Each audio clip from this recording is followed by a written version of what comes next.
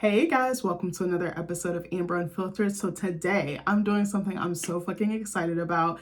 I want to do a character breakdown of my favorite fucking character from Alien Romulus, Andy, played by my man's David Jonsson. But before I do that, don't forget to like, comment, and subscribe. Also, if you want to cash at me at AmberUnfilteredShow, that'd be greatly appreciated. I was not a huge fan of this movie, but his performance stole the show. I was like, first of all, hats off to you, my friend, because you are a phenomenal actor. I was like, who is this guy? I'm going to be watching everything that he comes out with. So again, first and foremost, let's give a shout out to David Jonsson for his portrayal as Andy in Alien Romulus. I thought he did an incredible job. Again, I thought he stole the show, as supporting actors can do from time to time. It kind of reminded me of Kristen Milioti as Sophia Falcone in The Penguin.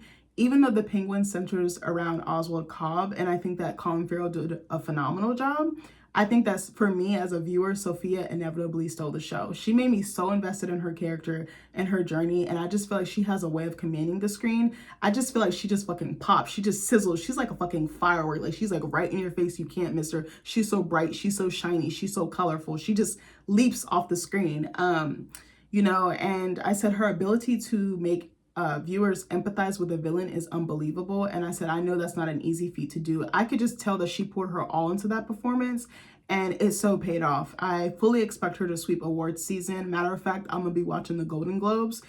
I'm only watching it for that show. I'm only watching it to see her win. If they play in my sister's face, my good sister's face, I'm gonna be so hurt. I'm probably gonna watch the Emmys and the Oscars as well, just for her, because she deserves all of the awards. The whole entire crew, cast, anybody who worked on that show deserves it, but I just want to see her win. Like, this has been a long time coming. I think this is the role of the lifetime. I think it's just going to launch her into the stratosphere. Like, she was already talented before this, and I'm not familiar with her work, but I know she's poured her blood, sweat, and tears into acting. I know she loves it. She loves it with every fiber of her being. You can definitely tell. So anyway, I definitely feel like David Jonsson did the same thing in his performance as Andy. Just earlier, I did a quick search online to see if, he won any awards for this performance. And as it stands, he hasn't yet, but there's a couple that he's been nominated for this year. And I'm like, baby, he needs to win all of them. Just go ahead and collect them like Thanos collected the Infinity Stones, bitch. Because I'm like, he deserves, bow down to you. Like, hats off to you, friend. I see he's been nominated for Best Supporting Actor in a Film for the Saturn Awards, excuse me. Sorry, I'm talking so fast because I'm excited. And he also got nominated for the Vice/Martin Award for by the Utah Film Critics Association Awards. I've never heard of this awards institution before, but I kind of did a quick Google search, so if something is incorrect, I apologize. So the Vice/Martin Award is a fictional award. It's seemingly created by fans online to recognize outstanding performances in sci-fi, fantasy, or horror films. This often references actors Nicolas Cage and Steve Buscemi, known for their roles in either of these genres, or any of these genres, I should say, because there's 3 of them. So Vice alludes to Nicolas Cage's acting style, while Martin may refer to Steve Buscemi's method. So I have several points I want to make. His performance again was a fucking treat. So what I love about this character is how it shows the nuances of AI or technology. It can be very helpful or powerful in one breath, but then when it, let me back up. But then when it goes off script or rogue, it can be to our detriment. So take, for instance, when he's required to interface with another ship, which is Renaissance, their station, because his programming allows him to decipher its code. So on top of that, his biometrics allow them to gain access into restricted parts of the Renaissance. So Andy's presence is crucial to the completion of the crew's mission. So without him, they're basically sitting ducks. In this instance, we see how the crew needs Andy more than Andy needs them. But what's interesting to me is that he has the upper hand, but I don't even think that he knows it. And if he does, I don't think he would ever hold it against them or use it as leverage. He has a heart of gold, I feel. I know he's a robot, but he just feels like a real person to me. Even, like, obviously I know he's played by a real person, but for him being a robot, he felt the most human to me out of everyone. So originally, Andy was coded to look out for Rain by her father, but when he's given a new directive, his previous orders go out the window. So he's instructed by this like superior robot who was like an engineer or a scientist to carry out Weyland-Yutani's mission, which is to retrieve the Z01 or O1 substance and take it back to their home planet to kind of give out to mankind. So little do they know, it contains the fluid from the face huggers that can basically merge or modify human DNA. So it is believed to be the key to saving mankind and basically making them sustainable to live in space. But in reality, it's basically a pathogen hell-bent on destroying it, which I thought was so fascinating because they're like, we believe in this, we're pushing it, we want to give it to everyone, but it's like you tested it on, was it like the rat, but then the rat had like adverse effects or symptoms to it, which we see with Kay's character. So then also I said, I love the range of emotions that David Jonsson was able to show. Again, to me, he felt more human than the human characters. The scene where he discovers that androids are allowed on Yavaga 3 was so heartbreaking. I was like, oh my God, I feel for my mans.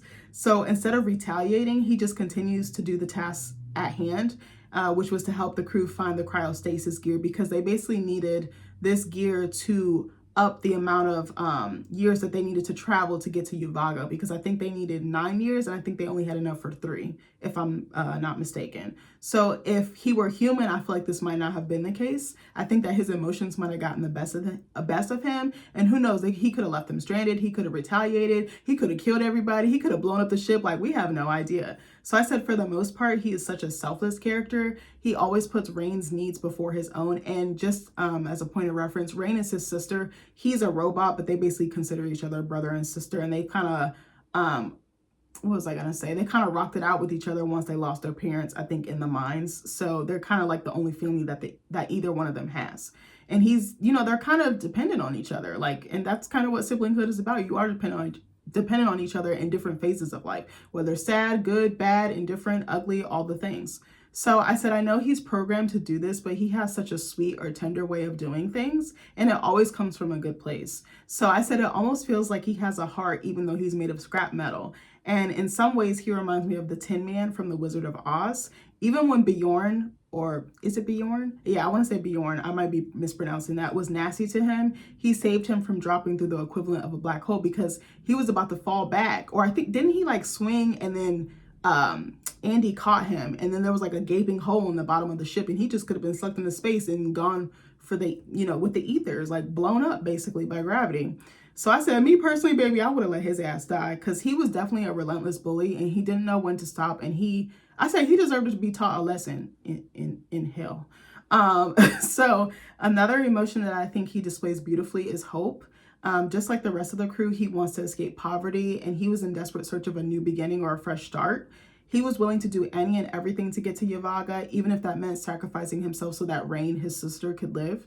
When a pregnant Kay gets trapped in a hangar with a xenomorph, we see Andy's humanity turn off like a light switch, which is so interesting because we do have the capability of turning off and on our emotions, our vulnerabilities, our insecurities, our fears, our hopes, our dreams, everything that makes us human. So, he's like, let me go back. So I said in this situation, he relies on his logic as opposed to his emotions. He knows that if they open the door, the xenomorph will basically devour them for dessert. He figures that there's power in numbers and that it's better to have 3 heads than 1 or none. In this case, I said 1. I meant to say none. My bad, y'all. So Tyler and Rain are rightfully distraught afterwards because they thought that they could save her, but really it was just, if they opened the door, not only would she have died, they would have died, and the xenomorph would have been fat and full. So I said by saving Kay, they invite death to their front doorstep. So here we see Andy pick the lesser of 2 evils. I said if I were in that situation, I definitely would have opened the door. I would have just risked it all. I'm sorry. I can't just watch someone die knowing I could do something about it, especially if they're innocent. And she was literally fucking pregnant. Like, I couldn't do that to another woman, especially with her having a baby. Like, she's growing life inside of her. So unlike Andy, I'm ruled by my emotions. And I said, baby, this is why I'd be a bad robot. They'd be like, fire this bitch because she's a bad AI. She's a bad robot. Like, just throw her in the junkyard, the graveyard, bitch. I don't know. So the tics that Andy has are played with such nuance too. I said if I had to compare it to anything, it almost reminded me, I don't know if I have his name correctly, so I apologize. Reese or Riss? I want to say it's Reese, R-H-Y-S, Feliz, who played Victor Aguilar in The Penguin. I thought both portrayals were really beautiful without mocking or stereotyping the trait that they were embodying. At first, I was like, okay, does his character have Tourette's syndrome? Like, is he suffering from that? Is he possibly on the spectrum? I didn't know where he was going at first because I didn't get it. But then I was like, oh, he just has a few like malfunctions or kinks. And I said, even with these quirks, Andy is incredibly intelligent. And I said, in my eyes, his imperfections make him perfect. I don't view him as any less than because of this. And I feel like that's a testament to David Jonsson's stellar acting. Like, chef's kiss, like masterclass on acting. So when Bjorn treats him with contempt or disgust, Andy continuously kills him with kindness. That's one thing I really, really respected about his character. So we later learned that Bjorn's parents were killed by an android in the mines who basically decided to sacrifice their lives in order to save, a larger group of workers. So to me, this kind of like was great messaging about productivity and how society tends to value that over the well-being of those who keep production going in the first place and make these corporations and individuals rich, beyond their wildest dreams. So there are quite a few instances, where Bjorn threatens to beat him up. He's always making these really like brash, like aggressive remarks to him. He always belittles him and is like, you're not human, you're like junk, you're basically trash. And I fucking hate that. But Andy always takes the high road. And I was just like, again, his character is just like, I don't even mean like him as a character, like his character, how he moves, how his demeanor, his personality, just impeccable. So I said he never stoops to Bjorn's level, even though he's constantly in search of his acceptance or approval, because he does want to fit in. He does want to make a connection with them. I mean, his sister Rain is like the only connection that he really has. The rest of them just treat him as like collateral. Like they're just like, oh, we use you when we use you and then we get rid of you, like we dispose of you. And yeah, they treat him as though he's disposable, and I don't like that. So I said there's almost a naivete with Andy as well. Like some things he has no fucking clue about, like zero. Despite the shitty circumstances that he's programmed into, I think he sees the world with or through rose-colored lens. In the beginning of the film, he's about to indulge in this rigged street game. And Rain is like, it's a trick. Just walk away. Like, don't indulge. And he's just like, no. But why can't I play? And it's like, he is so sweet. Like at times he just doesn't know how cruel and unforgiving the world is. It'll take and take and take, no matter how much you give, no matter how good your intentions are, no matter how pure they are. And I said, his humor is one of his most redeeming traits. I feel like what's endearing is that these jokes that were coded into Andy's system were put in by her father. And I was like, this is kind of, a way for Rain to have a piece of her dad still with her, even though he's no longer in the land of the living. And I just thought that was a really good like little add-on or trait for his character. Like it just kind of like rounded him out, I feel like. And who doesn't love a good dad joke? I mean, sometimes they get on my nerves, like my husband tells them a lot, but I think it's really cute. It's kind of funny because it's just like, oh my God, this is so bad. Like, and then they're just like looking at you like, is this funny? Is this funny? Please laugh. And you're just like, no, friend, no, don't do that. So another thing that I thought, hold on, let me take a sip of water. My throat kind of dry. I haven't even been talking that long. That's the funny part. So another thing that I thought was really fascinating is that when Andy bleeds, it's white. And I was like, to me, it almost looks like milk, and that, this symbolizes his purity or his innocence. I mean, it's just so childlike in every sense of the word. In some ways, he's very advanced and mature. And then in other ways, he's the complete opposite, almost like a child. And I'm just like, oh my gosh, you know what? I'm about to say something and I hope people don't eat my ass up for this. I had an old coworker, I won't say his name. He is a very sweet guy, very, very sweet guy. Me and him became very close at one of my previous jobs. So he was an older gentleman. He was like in his mid 40s.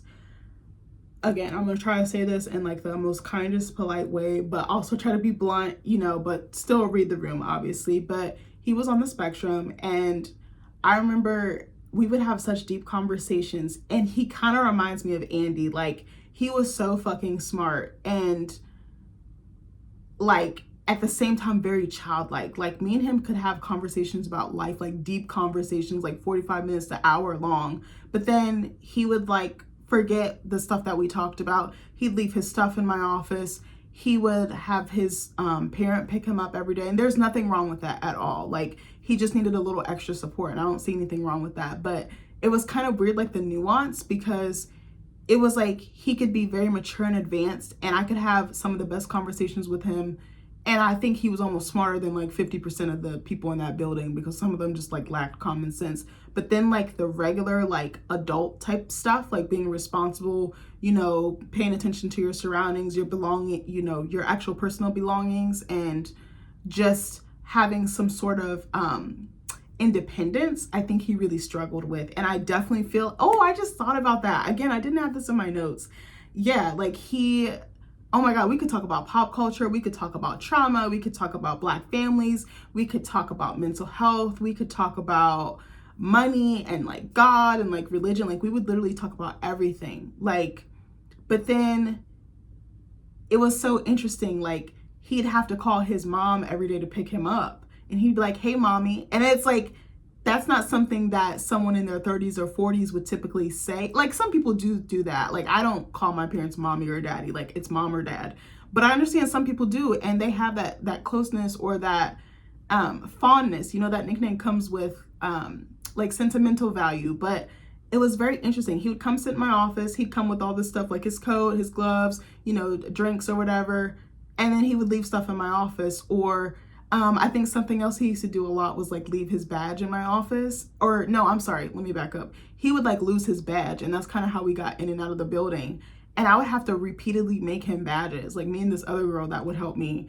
And I'd be like, how are you losing this? Or he'd forget stuff like to clock in and out, you know, lose his phone all the time, lose his like wallet, or not charging his phone, like simple stuff that you would think, okay, I need to charge my phone because I need this to communicate with people. If I have someone picking me up every day, I want to make sure that my phone is charged so I can communicate with them, whether I get off early, whether I get off late, whether there's a change in plans. Like that's just a standard thing. But if you have a bit of a challenge or a hurdle or struggle, you're not going to think about that. You're just kind of moment to moment. And I don't want to speak for people that are on the spectrum or have some type of obstacle like that. I don't think there's anything wrong with people who do. I think they're some of the most incredible, intelligent people. But it was very interesting how he could like almost revert backwards, almost in a sense. And I was like, huh. But he would give you the shirt off his back. He was so sweet. He would bring me cards. He'd bring me gift cards. He'd just buy me candy just because. Like he would ask me how my husband was doing, how my family was doing, my in-laws. Like he was one of the kindest people. I remember like on my last day, he was like, can I have your number so we can keep in touch? And I was like, sure. Sometimes he will flirt with me, but he always knew like we're just brother and sister. Like, you know, we would share very deep things with each other.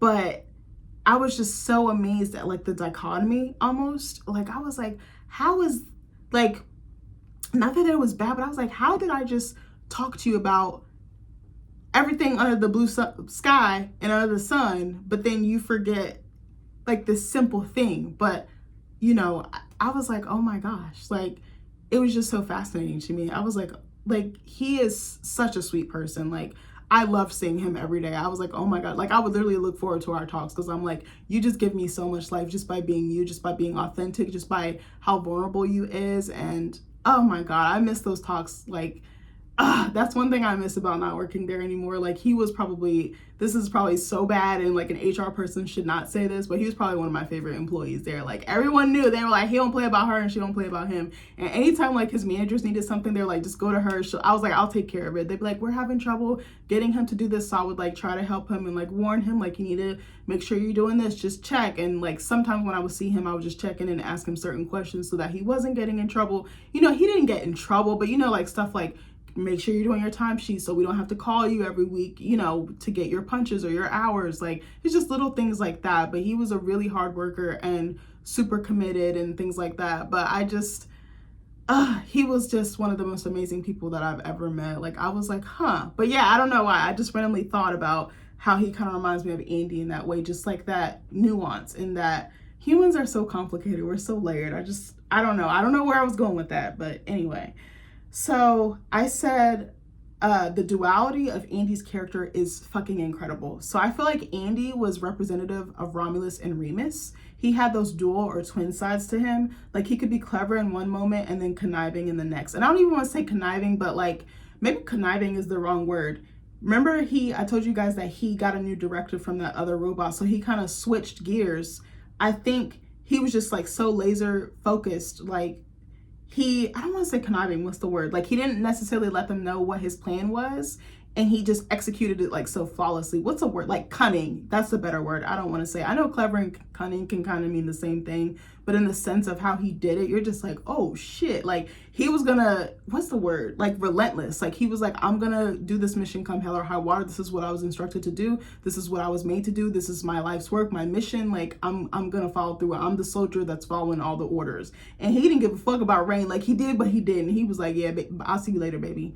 So then also I said he could be very soft or gentle in one moment and then very hard or tough in the next, but he had to be. I think it was very contingent on the situation and kind of what dangers or what variables could affect him, but also everyone else that was still alive. So I said, like humans, he is very complex with many layers, and these are often, you know, ones that often contradict one another. I also wanted to talk about Romulus and Remus really quick. Sorry, I can't say the name. I feel like Romulus and Remus were also represented in Gladiator 2, the two twins. I forgot what their fucking names were. But they definitely kind of gave me that energy. I was gonna put notes in here when I was originally doing research about Romulus and Remus, and I decided not to. I'm just gonna look up the ghetto, like, Wikipedia version. Okay. What the hell is fratricide? Oh, okay, hold on. Let me see. Ooh, this kind of long. Okay, hold on. Let me see if I can read the top part real quick. Okay, so in Roman mythology, Romulus and Remus are twin brothers whose story tells of the events that led to the founding of the city of Rome and the Roman kingdom by Romulus following his fratricide of Remus. Is fratricide murder of your brother? Yeah, it's the act of killing one's own brother. Okay, let me go back. So the image of a she-wolf suckling the twins in their infancy has been a symbol of the city of Rome in the ancient Romans since at least the 3rd century BC. Although the tale takes place before the founding of Rome around 750 BC, the earliest known written account of the myth is from the late 3rd century BC. Possible historical basis for the story and interpretations of its local variants are subjects of ongoing debate. So let me see. Oh. Ooh, okay, I might read this a little bit. It's a little long, y'all, so bear with me. So Romulus and Remus were born in Alba Longa, one of the many ancient Latin cities near the 7 hills of Rome. Their mother, Rhea Silvia, also known as Ilia, was a Vestal virgin and the daughter of former King Numitor, who had been displaced by his brother Amulius? I don't know if I said that right, y'all. In some sources, Rhea Silvia conceived them when the god Mars visited her in a sacred grove dedicated to him. Seeing them as a possible threat to his rule, King Amulius ordered them to be killed, and they were abandoned on the bank of the river Tiber to die. Interesting. They were saved by the god Tiberius. Ooh, Lord, I mispronounced that. Let me go back. Tiberius. I don't know if I spelled that right or said that right. Father of the river, and survived with the care of others at the site of future Rome. In the best known episode, the twins were suckled by a she-wolf in a cave now known as the Lupercal. Eventually, they were adopted by Faustulus, a shepherd. They grew up tending flocks, unaware of their true identities. Oh, this kind of gives Hercules a little bit, don't it? Over time, they became natural leaders and attracted a company of supporters from the community. Is there more? Ooh, okay, there's a little bit more. So when they were young adults, they became involved in a dispute between supporters of Numitor and Amulius. As a result, Remus was taken prisoner and brought to Alba Longa. Both his grandfather and the king suspected his true identity. Romulus, meanwhile, had organized an effort to free his brother, and set out with help for the city. During this time, they learned of their past and joined forces with their grandfather to restore him to the throne. Amulius was killed and Numitor was reinstated as king of Alba. The twins set out to build a city of their own. There's one more paragraph, I'm sorry. After arriving back in the area of the 7 hills, they disagreed about the hill upon which to build. Romulus preferred the Palatine Hill above the Lupercal, where they like the roots where they were nursed back to health. Remus preferred the Aventine Hill. When they could not resolve the dispute, they agreed to seek the gods' approval through a contest of augury. What the hell is augury? Why does that sound familiar? Okay. Augury was a Greco-Roman religion practice of observing the behavior of birds to receive omens. Like signs. Oh, that makes sense. Okay, so then Remus saw 6 auspicious birds, but Romulus saw 12 and claimed to have won divine approval. They disputed the result. Remus insulted Romulus's new city and was killed, either by Romulus or by one of his supporters. Romulus then went on to to found the city of Rome, its institutions, government, military, and religious traditions. He reigned for many years as its first king. Ooh, that's so interesting. I definitely, again, feel like he was Romulus and Remus. I also feel like the ships too, like they were like, oh yeah, like the ships, like kind of like the symbolism, like one ship kind of represented like danger, like evil, like corruption and like just malevolence, and I feel like the other one was like more pure, more good, more like light and dark. Ooh, or like night and day. Ooh, I just really thought about that. Okay, that's fire. So I have a couple more points for you guys. Let me take one sip of water. That was really interesting. Hold on. So there were a few times that I thought Andy was a goner for sure. For instance, when Tyler and Bjorn and Andy first encountered the facehuggers, I don't even know if that's the correct name. I kind of just quickly got this off of Wikipedia. When they boarded the ship, I definitely felt like that was a death sentence waiting to happen. And I said, I'm so used to Black characters dying early on in movies that I didn't know what the fuck to do with myself when Andy survived. I said, ooh, bitch. Like, I literally thought he was going to die like the first like 20, 30 minutes. I was like, oh, we're not going to see him no more. And every time I thought he was going to die, like he didn't. Like, I don't know if y'all remember that scene, if you've seen it, where they were like, I'm trying to think of how to describe it. When him and Rain were like in that like cave hallway situation, and she like put the gravity less button on so that, because there was a xenomorphs coming down and like their throw up or blood or whatever. Is it throw up? I forgot what body fluid it is, but whatever comes out of them is like acidic. So she turned the gravity on, off. I don't know what, you know what I'm trying to say.